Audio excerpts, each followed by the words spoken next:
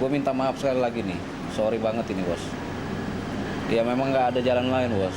Oh, nggak apa-apa mas, nggak apa-apa, aku nggak ada masalah, ya nggak masalah.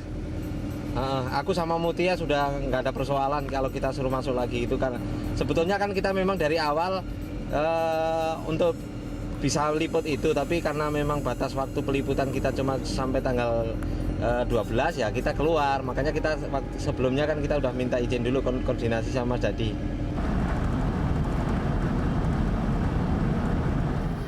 Mana Laras? Lagi tidur? Waduh, ya sudah kalau gitu lagi tidur, nggak usah bangunin, nggak usah bangunin. Ha. Ya deh kalau gitu, ya hati-hati ya. Nah, oke. Perjalanan sekitar kira-kira menempuh 3,5 jam. Waktu itu sopir membelokkan ke stasiun pom bensin yang menurut saya itu SPBU terakhir menjelang masuk ke Badan. Nah waktu itu menunggu selang waktu pengisian bensin, Pak Ibrahim ini melakukan sholat.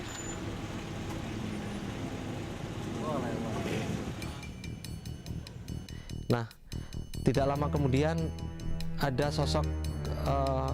satu sosok orang yang melihat saya secara tajam di pom bensin itu. Saya mencoba melihat juga, tapi saya putuskan untuk tidak melihat terlalu lama.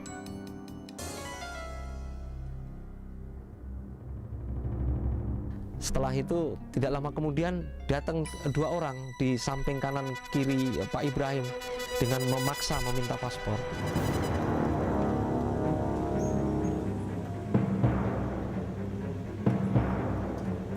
Sampai pada akhirnya Pak Ibrahim juga menyuruh saya untuk memberikan paspor kepada orang itu.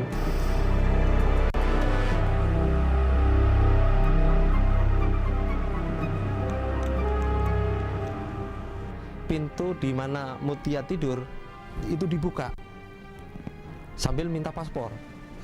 Driver Pak Ibrahim ini teriak-teriak, paspor Mutia. Akhirnya saya bangunkan Mutia. Dia kan biasanya orangnya sangat lembut, dia agak keras memanggil Mutia, bangun begitu.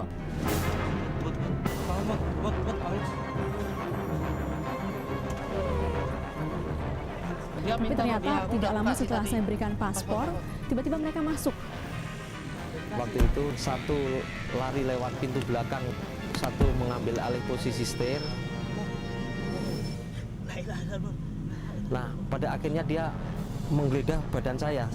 Kebetulan di saku rompi sebelah kiri saya selalu saya selipkan dompet yang isi kartu nama, kemudian KTP, ada uang, dan termasuk di situ saya sisipkan Al-Qur'an kecil. Muslim. Ya, Muslim. Astagfirullahaladzim. Saya disuruh merunduk lagi, dan waktu itu posisinya ditarik ke tegak lagi. Terus kemudian setelah dia bilang Muslim, saya suruh merunduk lagi. Nah di situ tetap saya istighfar terus. Nah sempat ada satu ucapan dari driver itu, dia bilang setelah dia mengetahui saya Muslim waktu itu, dia bilang ukhuwah Islamiyah.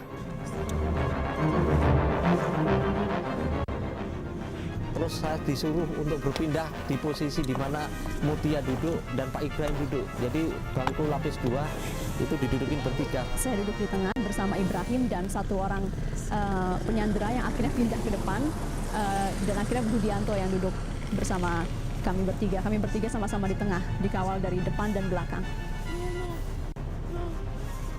Haram.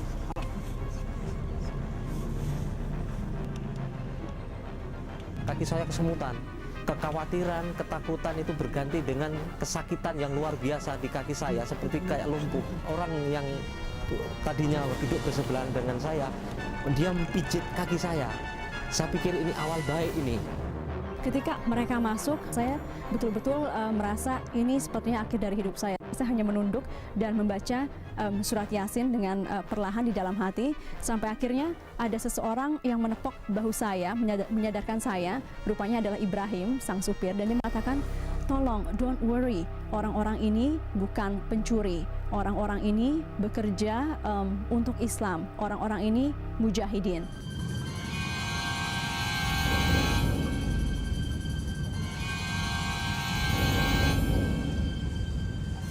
Kami sudah berada di tengah-tengah gurun pasir, sudah tidak ada tanda-tanda kehidupan lain, hanya terlihat kami dan sebuah gua kecil di tengah-tengah gurun.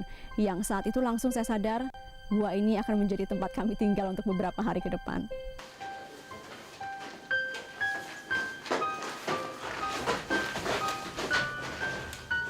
Setelah kita disuruh duduk di posisi masing-masing, waktu itu Mutia di sebelah kanan saya, Ibrahim di sebelah kiri saya. Hari pertama adalah hari yang sangat tegang. Waktu itu kita nggak menduga apa yang terjadi kemudian. Antar saya dan mereka waktu itu belum ada komunikasi sama sekali. Jadi hari pertama itu hari menurut saya hari diam.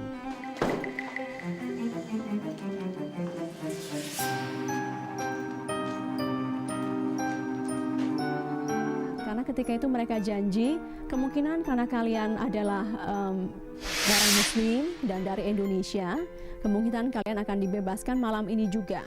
Jadi saya hanya menunggu. Katanya pemimpinnya sedang dalam pertempuran, karena kami berada di Ramadi, di pusat pertempuran antara pasukan koalisi dengan para tentara mujahidin.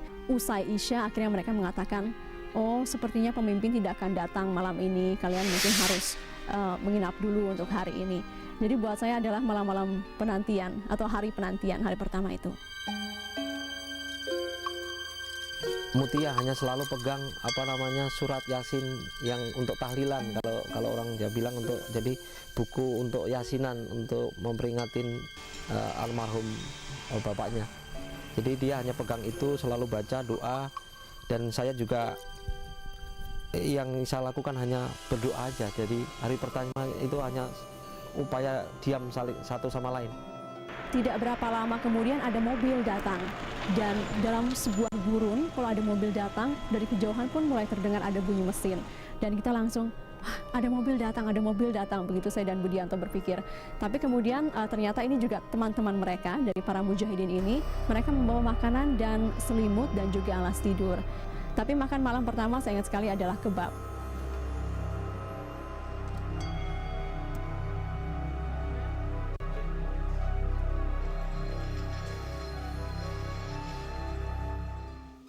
Malam pertama sudah makan bersama, walaupun masih menjaga diri. Maksudnya kita belum bisa saling percaya satu sama lain. Mereka masih memegang senjata mereka, dan kami juga masih, walaupun sudah ada janji dari mereka tidak akan melukai, tidak akan menyakiti, toh orang ini adalah orang-orang yang baru kami temui. Jadi kita makan malam bersama, tapi saling masing-masing masih saling waspada.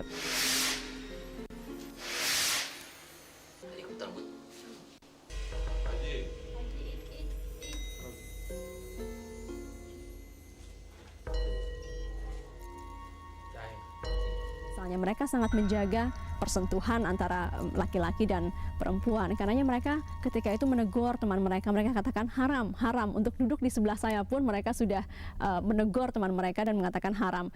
Kemudian besoknya dan seterusnya saya tidak melihat orang itu datang lagi. Sepertinya dilarang oleh teman-teman mereka karena tahu mungkin ini akan mengganggu saya. Disuruh tidur berdampingan dengan Pak Ibrahim, driver yang ngantar saya dari Jordan ke Baghdad. Waktu itu saya tidak bisa tidur sama sekali karena yang saya rasakan adalah kedinginan yang sangat.